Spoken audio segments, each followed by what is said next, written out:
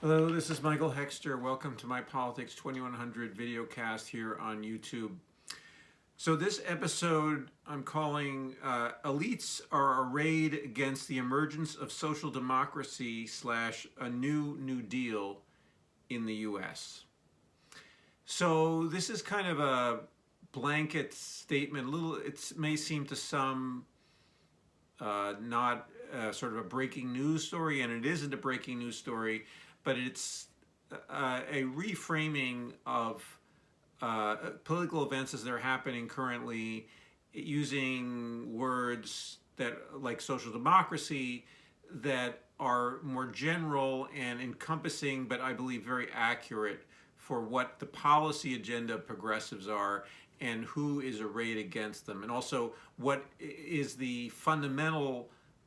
what should be the fundamental policy orientation of the Democratic Party, at least how they pretend they are, where their base is, or where their tradition is certainly, and where their original power, where the power of the Democratic Party in the 20th century, or how that power was built up, which was on the basis of a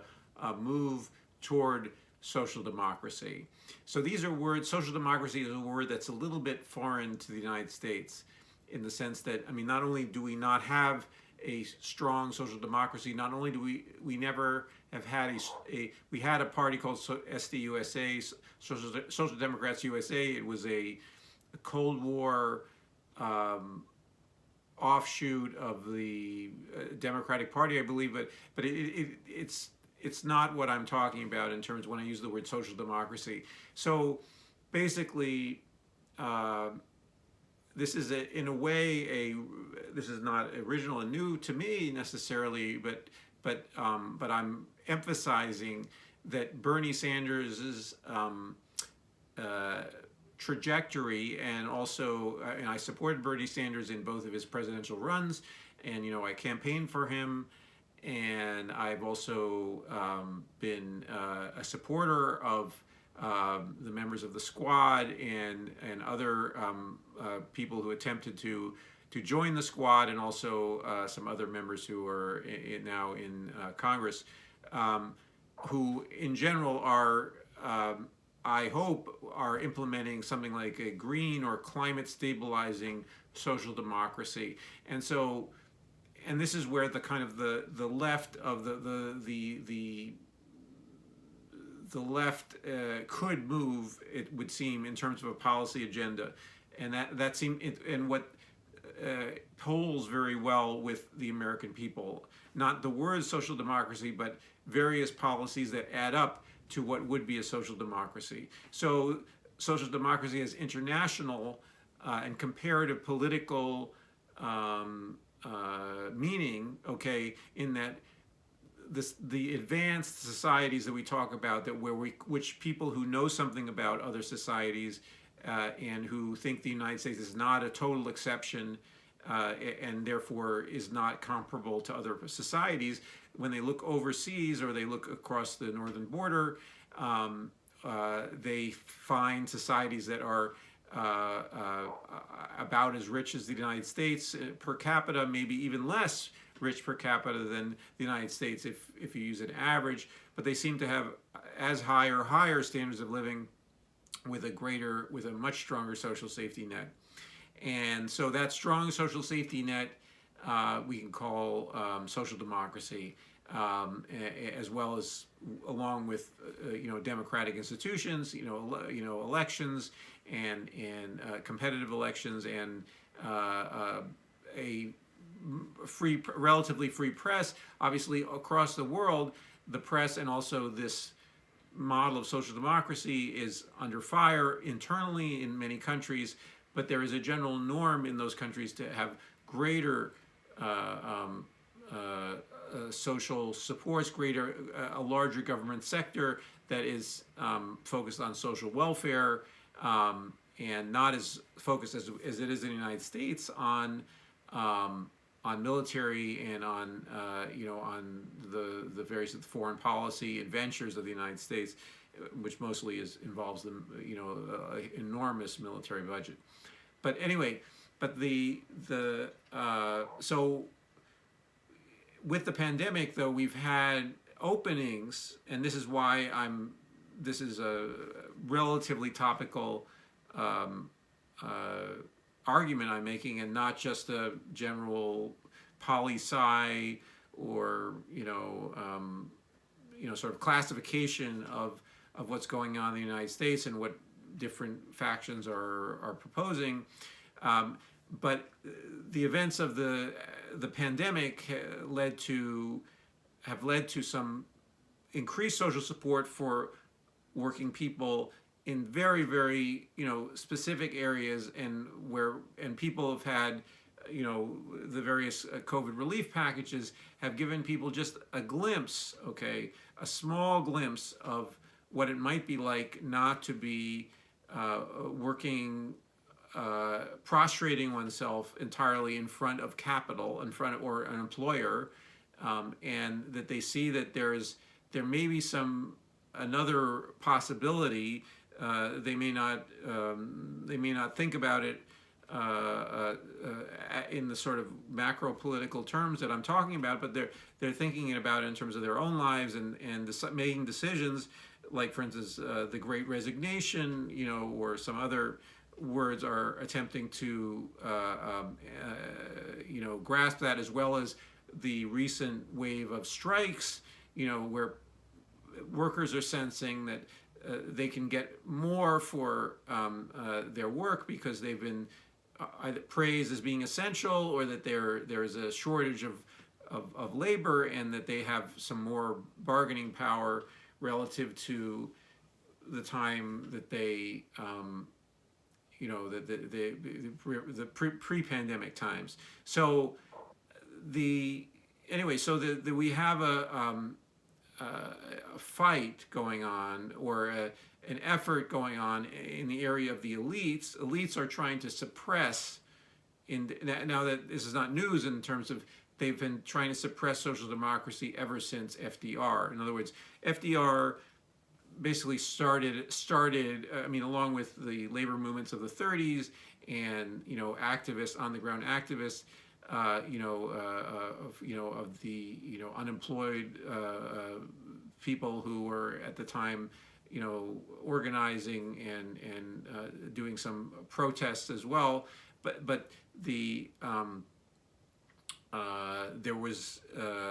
in the 30s and in the policy program that FDR put forward, especially in his also his second Bill of Rights, that there was clearly this sort of vision of what we might call a social democracy. And the Democratic Party, was sort of embracing that, and in some sense, the person of FDR and Wallace, his vice president, Henry Wallace, is during his third term, not his fourth term, and second and third terms. But anyway, Wallace and he, had something of a social democratic vision, and this is something that was anathema to the Chamber of Commerce and the business community and Wall Street, and so this was quickly counteracted, or let's say that there's a struggle both within the Democratic Party and also outside the Democratic Party against that, even though many of the institutions that were built during the New Deal became bedrock, of the American society. So and unfortunately, these campaigns against the New Deal, or against the legacy of the New Deal, are not well covered in the media. In other words, it's not covered at this sort of 30,000-foot level that I'm talking about, and the moves have been slow but decisive and clear. Basically, the efforts, for instance, the Powell memo of the early 70s was really another or a crystallization of this position against the Great Society, which was Johnson's sort of echo of the New Deal in terms of trying to bring it to the black community, and also just making it universal, and sort of correcting some of the omissions of the New Deal, and also going further than that, and also even into the Nixon administration, even though Nixon at the same time was working against some of those impulses, in terms of, and the Republican Party then became the repository of anti-New Deal sentiment, or if it, I mean, it already was prior to the 60s and 70s, but it became sort of militantly so in the rising of the new right, and then also Ronald Reagan, and then and thereafter. So anyway, so what I'm trying to, in using the word social democracy, I'm trying to link American politics to politics internationally. I'm also trying to link our current politics to the politics of the 1930s and to the legacy of the Democratic Party. I'm also trying to demystify, and this is something that others have criticized Bernie Sanders for. In other words, Bernie Sanders' use of the word democratic socialist, and his emphasis on using the word, insistence on using that word, while it's been a boon to some people who call themselves socialists, to the DSA and so forth and so on, in terms of raising their profile. And also, I do believe we do need an organized ideology of some kind, and socialism is one ideology that's important, and we need to learn from the socialist tradition. And I am someone who used to call himself a socialist. I don't anymore. I think that we need to move beyond some of the ideas in socialism, partly because of the climate crisis, but also just in general that and I think socialism is a good thing. I'm pro-socialist in most cases, but I supported Bernie Sanders, who calls himself a democratic socialist. But I think that in the area of politics, and this is something that actually Sam Cedar called out, a while ago in one of his, on the Majority Report. But he kind of distracted people. He had, in his campaign, his political campaigns, he had to explain people. He had to sort of give people a tutorial about what socialism was, when in fact they really already knew what social democracy was in terms of what they wanted from government. And social democracy is really what Bernie Sanders is for. He's not for worker ownership of, where he may be, but he doesn't fight for it. He's for basically a strong social safety net. He's for worker rights. He's he might be for worker stock ownership, worker whatever, workers sitting on boards of companies, but that's not even the same thing as full socialism, okay? And and that's not even on the table in the United States right now, in most areas. Now it could get on the table soon, and we could see that that movement grow, and that might be a positive movement. We might call it socialist. I might then decide, well, socialism has become relevant, and I think its ideas need to develop. For instance, I read Jacobin and so forth and so on, which is a good socialist magazine or Tribune. I feel like it's a little bit antiquarian. It's focused on the past. It's focused on essentially semi-academic debates or sectarian debates of the past. It's not super sectarian. It's not like as sectarian as the small communist groups after the 1960s, who were very focused on what Trotsky said or what Mao said, and there was a whole bunch of back and forth between those groups, or not back and forth. They siloed off from each other, but but they were focused on very, very, very abstruse and academic differences, or if not academic in the sense of what's studied in the academy, but in terms of liturgical differences based on texts and or on historical events that were remote, at least, and far away from the historical reality of the 1960s, 70s, and 80s. So anyway, but the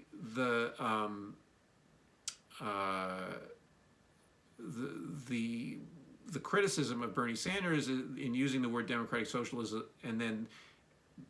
needing to explain himself, he didn't grasp onto, and this is where learning from Gramsci, the Marxist Gramsci, about politics and about grasping onto the hegemonic, the high ground, the institutional, to fight within the paradigm of what is considered to be the dominant value system, and to struggle within that value system and to turn it in favor of the workers, in favor of the people, and in favor of, if you're a revolutionary, in favor of revolution, but in favor of a radical change of some kind, a leveling, an egalitarian, all of which is good, is positive, but but in terms of what Bernie Sanders did, is he didn't make clear to people that he still doesn't do that he's really representing the New Deal liberal, tradition in terms of in the sense of an economic liberal or economic progressive. We more likely we call them a progressive or a social democrat, that emerged in the New Deal and within the Democratic Party, inspired by the New Deal and the World War II mobilization. So anyway, Bernie Sanders didn't get on stage and talk as if saying, look, I am your party's heritage and I'm coming back to revive that heritage, and he implies it, but he doesn't say it. He implies it by what his concerns are, but he doesn't come out and say it. So he really neutered his own political appeals, because he put this democratic socialist idea in there, which appealed to many younger people who said, look, we're fed up with tradition. We want to go back. We want to be more left than what's currently available, and that's something that's more left. So let's go with that. And there are some positive attributes to that, definitely positive, but it didn't win electorally, in part because young people don't vote as much as older people, or millennials and younger don't vote as much as older people, but also because it really is just a distraction from there is not a, what is the socialist program? Okay, if there's a socialist program that's well defined and laid out, and it's better than what we have, I would support it. It'd be great. But right now it's more of it's an academic distinction that people make. It's kind of in a way saying, look, I'm somewhat radical. I'm more radical than you, or I'm more radical than what American politics has generally considered to be kosher in the last 70, 80 years. So, pre-Cold War, so, or from the Cold War on, let's say, so I'm challenging orthodoxy. So it's like, well, there's a benefit to that, and there's a benefit to taking the taboos away from that tradition, the left tradition, the Marxist tradition, the communist tradition, the socialist tradition. There's benefits in all of that, and being able to look at those things not as taboo, but as part of the political development of industrial societies or developed societies over the last 180 years or so, or 200 years, let's say.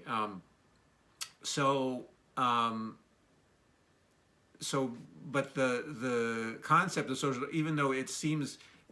too boring maybe to some people, it doesn't have that sort of, look, I'm sort of you know, knocking the chip off your shoulder kind of thing, or you know, and look at, you know, I'm not being challenging by saying social democracy, or at least I'm not as challenging, but actually it's taken extremely seriously by elites. So elites are arranged. So I'm using the word elites in this title in part because I'm being vague. So there are three main categories of elites that there are other categories, but there are three main categories that I am focusing on, which are the Democratic Party elite, the Republican Party elite, and then also the media. And so all three of them are in different ways playing roles in trying to convince the American people that they don't really want social democracy, even though the polling says in individual issues like Medicare for all, like you know, a Green New Deal of some kind, you know, that all those things are positive. You know, action on climate change, gun control, you know, there's a lot of support for many, you know, getting money out of politics. You know, there's huge support for some of these you know, taxing the rich more, you know, making our society, our economy more egalitarian. There's a lot of support for all of those things. But these groups, the Democratic Party elite, the Republican Party elite, and the mainstream media, are desperately trying to work together to massage, you know, work together. I mean, they're not, again, this comes from a hegemonic sense of what's considered. This comes from educational systems. It comes from discourse. It doesn't necessarily come from people getting together and coordinating with each other, though sometimes it almost appears as though they coordinate with each other. But anyway, there's the good cop, bad cop routine, which I've discussed in previous episodes, and which luckily now is being Cenk Uygur is starting to use good cop, bad cop in it, not necessarily because he watched any videos I did, but or read my blog post about it, but the good cop, bad cop routine is being practiced in between the two political parties, and that means that the Democrats need to flirt with social democracy, but then frustrate at the same time social democracy. So this is what they're doing with the Build Back Better agenda. They flirted with the American people and with their base and with people like me, you know, and maybe probably you, and said, you know, hey, look, you know, support us because we're for, you know, climate action, and we're for enhanced social safety net, and you know, and we got to build back better, you know. And so meanwhile, other signals were being sent out, which I was aware of, and I didn't fully fall for this sort of appeal, but I also didn't have, you know, electorally any other option, and neither did you if you wanted to not re-elect Donald Trump. So and so the basically the there's that good cop routine. Then the bad cops are doing what they do in the sense of, you know, basically going nuts, okay? Literally saying, look, I'm crazy and I'm gonna hurt you really bad. You know, that's what the bad cop does in the, you know, prison cell or whatever it is, or in the police station, or you know, in threatening the suspect or whatever, or the person who's been arrested. But anyway, but they're creating an image or of a party that doesn't, not only an image, but the reality of a party that wants people to essentially die, okay, you know, and doesn't care if they die, and they're attracting a certain base of people who like this sort of tough guy posing, okay, and which I called in the last video, you know, the cult of the deadly phallus, and there I will expand on that idea and why, you know, that sort of unconscious appeals to so many people in the U.S. Um, anyway, so there's the bad cop, and then the media, which is trying to do PR for the bad cops and the good cops in different ways, and in trying to keep them focused on what basically the advertisers and also the donors, who are the same, really almost the same group, or the same social class, the donor class, the ruling elite, the bourgeoisie, or the grand bourgeoisie, or and who are saying, we don't want anything to change. We want just society to continue in the same way. We want to continue to the plutocracy, essentially, the Ponzi circuit of the financialization of the economy, the ever increasing, inflation of asset values, of real estate and stock values, and so forth and so on. I like to think of them as Ponzi circuits, okay, in the economy. They want to keep that game going, and so any social democracy, okay, so that involves a bigger social safety net, and also in this particular period, a dirigiste, a state that directs the economy, the commanding heights of the economy, that that regulates the fossil fuel industry, banks, electrical suppliers of various kinds, creates a super grid for renewable energy, that basically is doing all kinds of planning and restructuring our energy system so we don't emit so much carbon, okay? So that dirigiste, and I think of my position as, in that way, more radical than what contemporary socialists say they're doing, in the sense of, I'm saying, it's not more radical than some theoretical socialist who could, radical revolutionary socialists or whomever, but I have concrete recommendations and plans and policy suggestions that involve restructuring the society, certainly the means of production in society, and also it would involve also ownership changes, including some more public ownership and so forth and so on, in a very specific way in very specific areas, and not based on some dead guy who was born in Trier, Germany in the early 19th century, what he thought should happen, okay, but instead is about what our contemporary society needs, and then what might be, or what would be good for our species and our people, workers, consumers, people, all people, children, people who stay at home and care for other people, and the